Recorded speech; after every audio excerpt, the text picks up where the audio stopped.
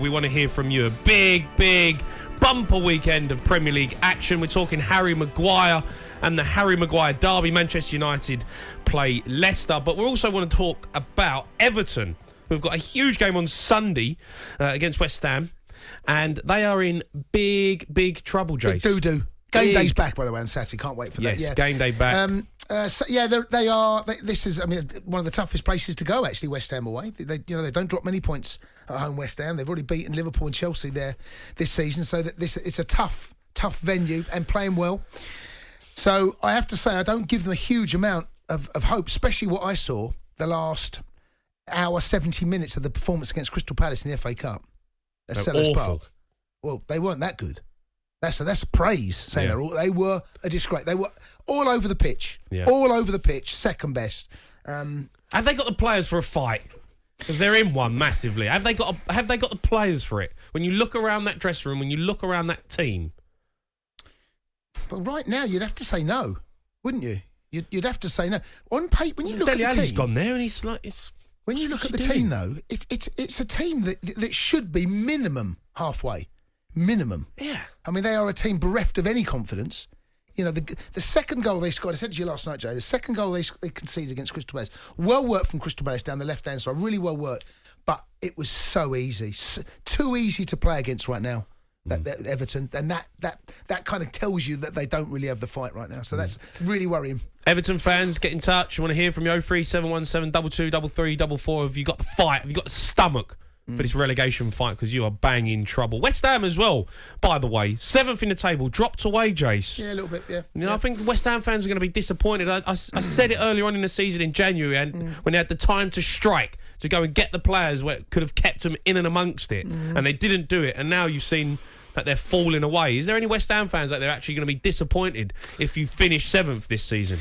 Well, that's really, when you look at the teams above them, all those teams above them should finish above them. Why?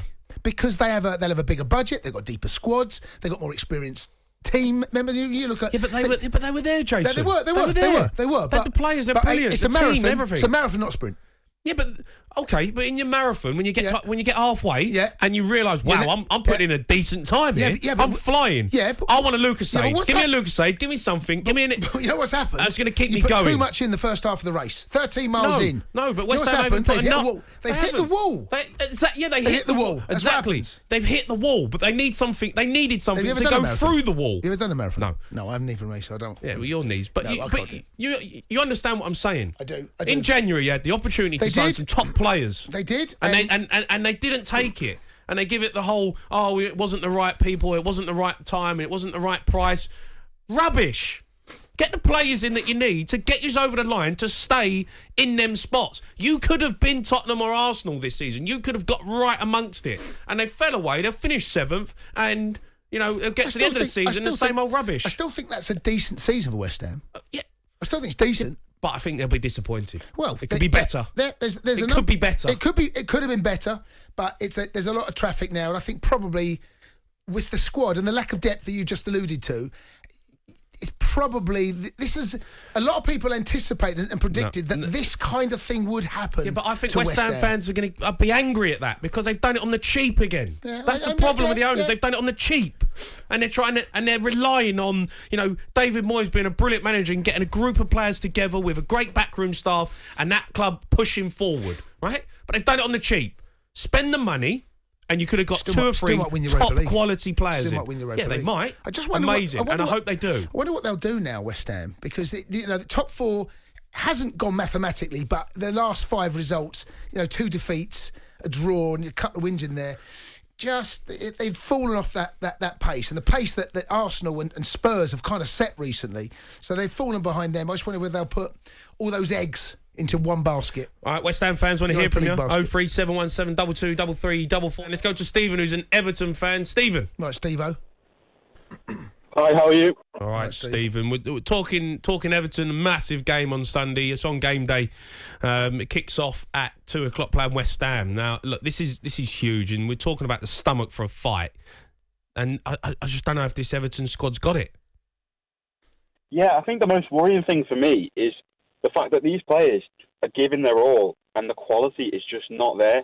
That's the most worrying part. We've had teams in the past where, they don't, they're walking around all game, but this team are giving their all and they're just not good enough, and that's the most worrying part for me. And I genuinely think this is the season we go down.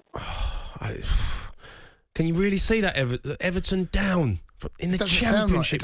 I know it's something I didn't think I'd be talking about this season, but I mean it was a useless appointment at the start of the season. I for one wasn't even bothered about Benitez as a manager, but you bring him in, it's just going to create a toxic atmosphere yet again, and I just thought it's just useless from top to bottom of that club at the moment, and I just don't think we have the fight to stay up. What about teams like Burnley? What does Frank Lampard need to do, though? What does he need to do, Steve, to stay in the Premier League? Because I watch him at the minute, Everton, and I feel like he's trying to implement that Chelsea style of play into this Everton side, and I just don't know if it's the right moment yet to do that.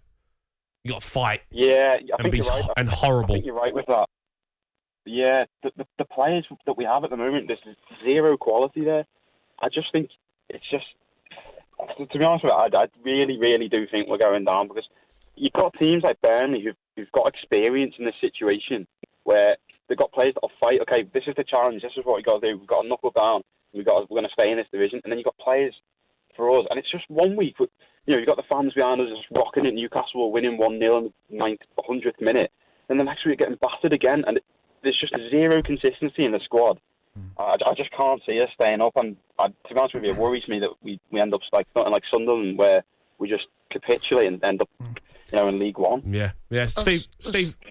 Sorry, mate. I've just a couple of performances that spring to mind was the Crystal Palace away and Spurs away. 9 goals conceded. Mm-hmm. You thumped them 5-0. Yeah. It was a rout. It was. And that those scorelines should really worry you, because you shouldn't go to Crystal Palace and concede 4. You shouldn't go to Spurs. You shouldn't. And these are within the space of 3-4 weeks of each other. This is not. So there's major issues there away from home. And again, like would you be bothered if they go down, Jace? Super Frank? Would I?